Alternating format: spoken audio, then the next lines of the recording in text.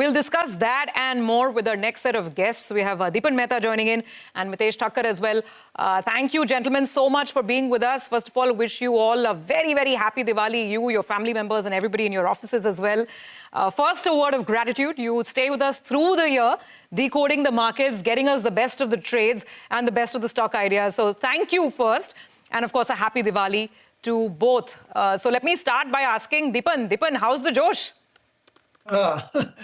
So we thank you for having me on your show, and it's been a privilege, being with CNBC over the past several decades or so, and wishing the entire team at CNBC a very, very happy Diwali. And in my guts, I feel that this is going to be a great, great prosperous year for investors. So looking forward to an absolute fabulous new year as well, with even more fatakas. Thank you. Absolutely, absolutely. And Mitessh, I mean, in terms of, and before we talk about today's trading session, I want to extend that slightly longer term question to you. Now, if you ask market pundits, the feeling in most people's, that gut feeling is that it's getting better from here. Things are resolving. FPI selling is resolving. Maybe US-India issues and trade issues, they're resolving as well. Earnings seem to be turning around. So all the fundamental chatter is getting increasingly positive. Do you see some sort of that build up on the charts as well, medium term? Good afternoon, Sophie, and Diwali wishes to you, the entire CNBC family.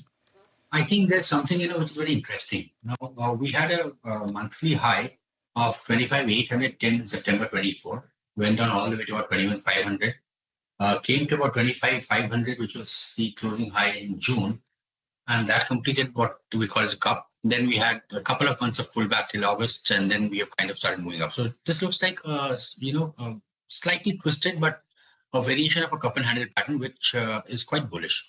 Now, what is left on the upside is the earlier highs. The Nifty is yet to clear the highs of 26,200, which is where we had the 26,180, which is where we had the weekly high. But overall, the pattern is bullish on the monthly charts, which means that typically, once we clear this 26,000, 26,200 band, I think we should brace ourselves for a test of at least, if, not an aggressive side, 27,500, but on a logical side, I think this could be a 29,000, 29,500 kind of an index reading over the next few months. So yes, the long-term charts have slightly started shifting on the upside. A final breakout will come, once we get into new highs. Okay, all right. Good afternoon, gentlemen, and welcome to the show, and happy Diwali to both of you all as well as your families as well. Dipan, I'm coming across to you. I think the Alcob Bev space is something that you've liked, but let's get in your picks for the year. If you could be gracious enough and give us two stock picks that investors should watch out for the next year.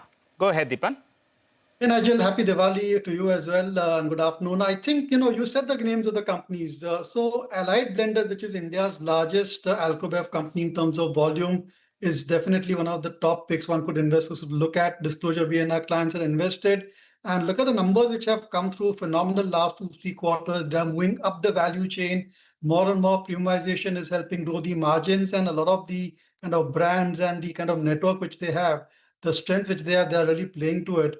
But, a hit and miss, a really great stock to look at with a high risk, high return is Tilak Nagar Industries.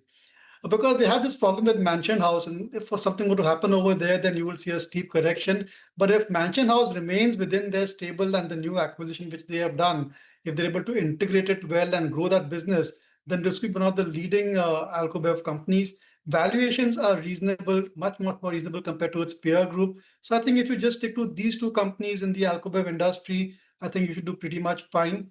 But as I said, I think this is an industry where you could expect earnings volatility because there's a lot of state government and local regulations which need to be followed. And those changes do tend to impact performance from time to time. Okay, so Alcobev indeed is the sector of choice, it seems, in some stock ideas there as well. Mitessh, quickly, Diwali picks, what do you have for us? I have two stocks. DCB Bank was just discussed, and again, this is one stock where the long-term charts have turned extremely positive. So take a slightly deeper stock at about 143, 142, which is roughly about 70% from here.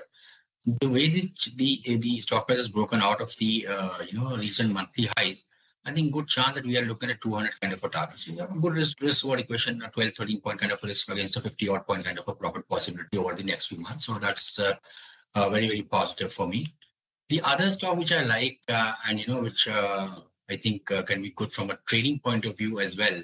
And disclaimer that we have some positions is Torrent Power. I think, that's something which the long-term charts are pretty good, and the short-term charts are also now turning on the upside. So my sense is that the stock in the medium term, I would look at a target of around 1550, but then in the longer term, possibly beyond 1700. But in the short term as well, as long as the stock is about 1280, I think good chance that we could see a first rally to about 1370, and in a good case, 1450 to 1460 on the upside. Torrent Power and DCB Bank, and of course, two Alcob names for Dipan. Gentlemen, happy Diwali to both of you. Lovely to see you on Mahurat Day. Thank you both for joining us today, and here's to a very profitable Samvat 2082 to both of you.